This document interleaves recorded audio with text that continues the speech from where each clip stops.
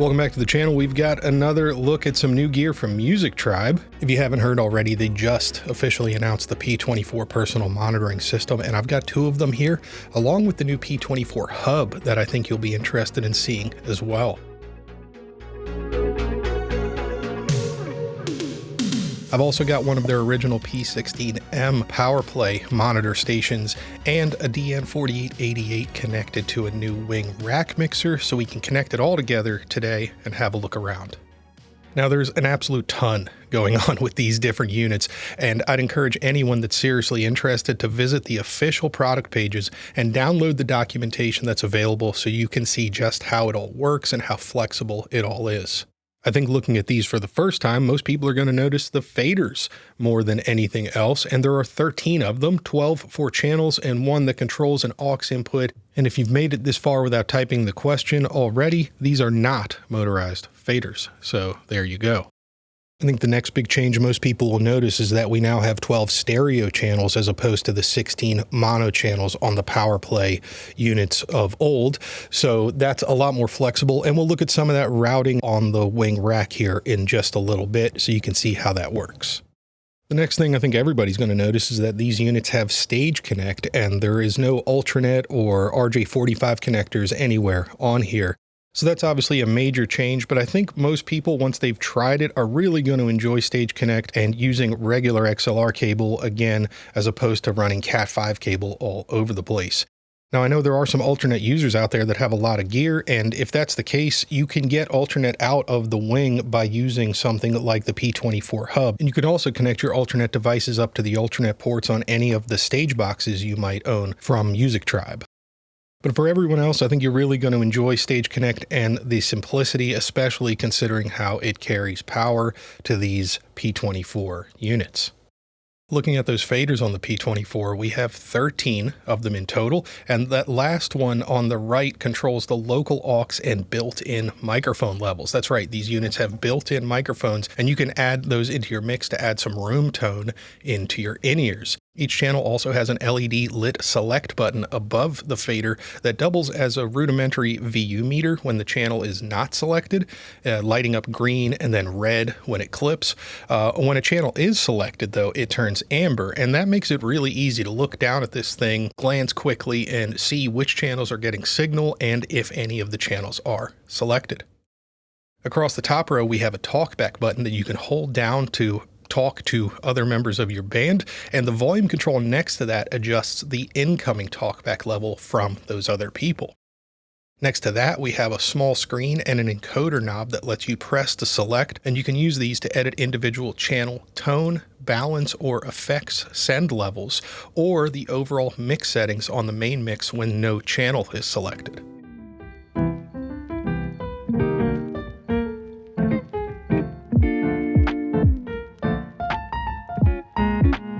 Finally, on the top panel, we have our output volume control, along with a VU meter that includes an indicator at the very top to let you know when you've hit the internal limiter. Before we move around to the back, you may have noticed this little hole here next to the volume knob, and you might have noticed the corresponding hole in the same place on the far side, and those are the built-in microphones. Around back, we can see two StageConnect ports using 3-pin XLR connectors, and if you haven't seen my video explaining StageConnect from a few months ago, please do check it out for the details. Briefly though, it uses 110 ohm XLR cable, and that's the same stuff you use for AES digital audio or DMX lighting control, and it carries power and signal and data all in one cable to these units. Next in line, we have a 12-volt DC power input with a screw-on connector, which I love, and they do include the power supply, and that's great. Especially since you won't usually use that power supply, you'll normally be powering these via StageConnect, so you don't need to use that adapter unless you want to do something like use this unit in standalone mode as a headphone amp to listen to like the local aux input. The talkback mic input is for exactly that, so you can connect a dedicated mic to use to talk to the rest of the band. I've seen a lot of folks lately using splitter foot pedals on their primary vocal mic to switch that out of the PA system and into the monitor system for talkback, and you could certainly do that here too using this input. To the left of that, you can see the 1/4-inch TRS connector where you can input either a mono or stereo local aux signal into your mix, and you get control of that again on that special fader we talked about earlier. Below that is a 1/4-inch foot switch connector that has the same functionality as the talkback button that we talked about on the top of the unit. So that'll let you use an external momentary button or a foot switch again to press and hold to activate the talkback function. So all sorts of possibilities there. To the left of that one is a mono line output that copies the main mix and can be used to connect something like a local powered speaker or maybe a butt shaker or whatever else you need. And finally, above that, we've got the 1/4-inch headphone output where you can obviously connect your wired in-ears or headphones. But if you're doing wireless in-ears especially, you're probably going to want to connect those transmitters somewhere else. And for that, we're going to look at the P24 hub and talk about why you would want to pick one of those up for this system. The P24 hub really is an essential piece of this system. It solves a lot of routing headaches and makes it easy to get 8 P24 monitor stations connected and powered using just XLR cables. On the front, there are 4 StageConnect ports labeled 1 through 4, and they have indicator lights below labeled 1.1, 1.2, 2.1, 2.2, and so on, showing you when each of the 2 P24 stations supported per port are connected and synced. Next, we have an AES-50A through button, and that can be held down to rescan the devices on the StageConnect ports. And when you do this, the P24 units connected do power cycle, so be aware of that if you're doing it like in a live situation. Single pressing the through button will engage and turn it green and cause all 48 AES-50B upstream channels to get sent via the AES-50A upstream, overriding any local channels coming from the P24 stations connected to the front StageConnect ports.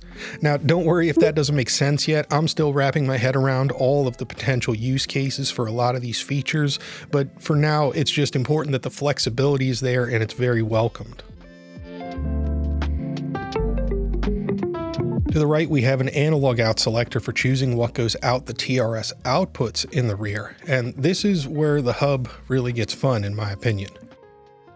In P24 mix mode, the mixes you create on the P24 stations get routed to the corresponding TRS outputs on the hub, so you can rack the hub up with your in-ear transmitters off stage, which is really, really cool. There's a talkback indicator light above this select switch too, and that corresponds to a small switch on the back labeled talkback replace out.